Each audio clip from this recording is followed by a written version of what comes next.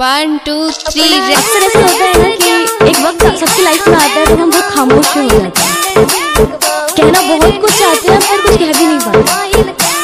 तब अकेले होने के बहाने ढूंढते रहते हैं और खुद ही से बातें किया करते हैं, सवाल भी खुद ही पूछते हैं और जवाब भी खुद ही देते हैं।